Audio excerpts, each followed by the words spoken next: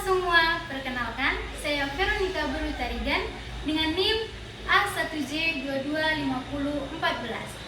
Program Studi Sastra Indonesia, Fakultas Keguruan dan Ilmu Pendidikan Universitas Jambi. Di sini saya akan mewawancarai salah satu guru di SD Negeri 208 Telanai Pura, Kota Jambi. Baik, di sini saya akan bertanya tentang multikulturalisme kepada Ibu Tasya Nabila. Kalau boleh tahu Ibu dari jurusan apa? Ibu kalau Mengajar pendidikan apa? Ibu sebagai guru kelas di kelas 2 di SD 201 Kota Jambi. Nah, kalau untuk latar pendidikan Ibu S1 di Punjab angkatan 2019 pendidikan biologi. Kemudian melanjutkan ke jenjang PPG Prajabatan, mengambil PGSD, makanya Ibu mengambil di SD. Pertanyaan pertama yang akan saya pertanyakan, bagaimana Ibu memahami konsep pendidikan multikulturalisme?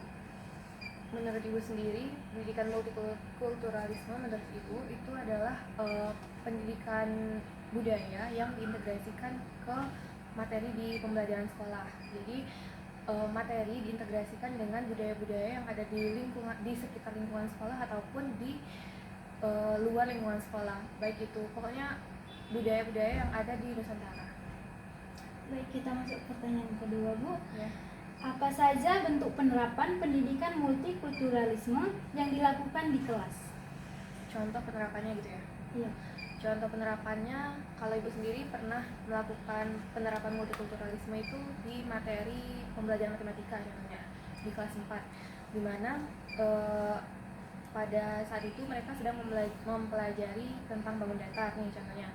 Nah, materi tentang bangun datar ini kan materi matematika. Jadi Ibu integrasikan dengan budaya. Contohnya Ibu masukin gambar-gambar kue-kue tradisional yang bentuk-bentuknya itu seperti bangun datar. Contohnya kayak kue-kue tradisional apa ya namanya? Ya pokoknya yang ada yang bentuknya ketupat, ada yang bentuknya persegi panjang, persegi. Itu Ibu masukin gambar-gambar kue tradisional, terus mereka menebak itu sebagai bangun datar apa gitu. Nah, itu contoh dari penerapan multikulturalisme yang Ibu lakukan di sekolah. Mari kita masuk ke pertanyaan ketiga, Bu. Bagaimana sekolah mengakomodasikan perbedaan budaya, suku, dan agama di lingkungan belajar? Cara sekolah mengakomodasikan perbedaan budaya. Sebenarnya kalau di sekolah Ibu kan SD 208 Kota Jambi.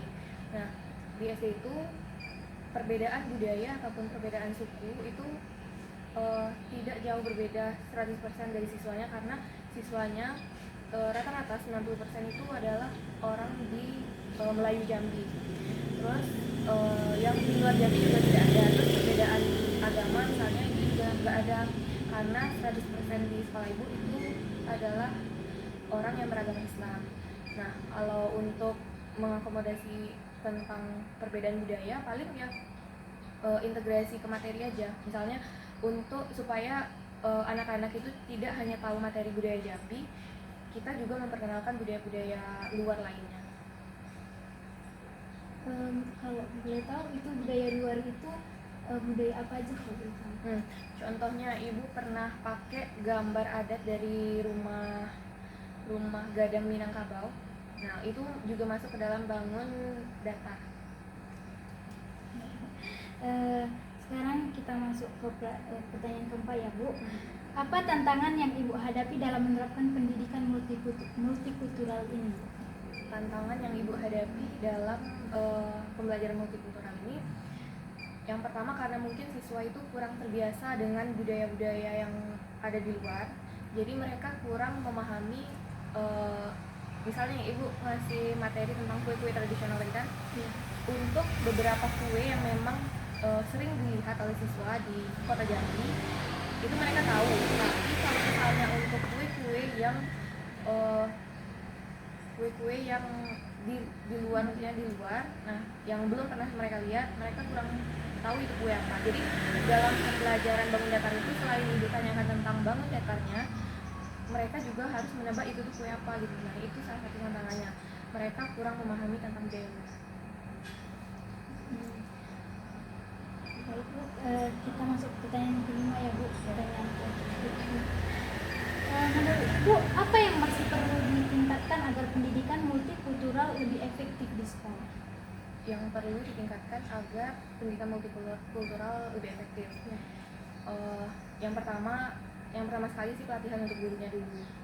Karena kebanyakan guru di sekolah itu kesulitan untuk mengajar pendidikan multikultural karena kehabisan waktu untuk menjelaskan tentang budaya-budaya yang ada di luar kota Jambi misalnya.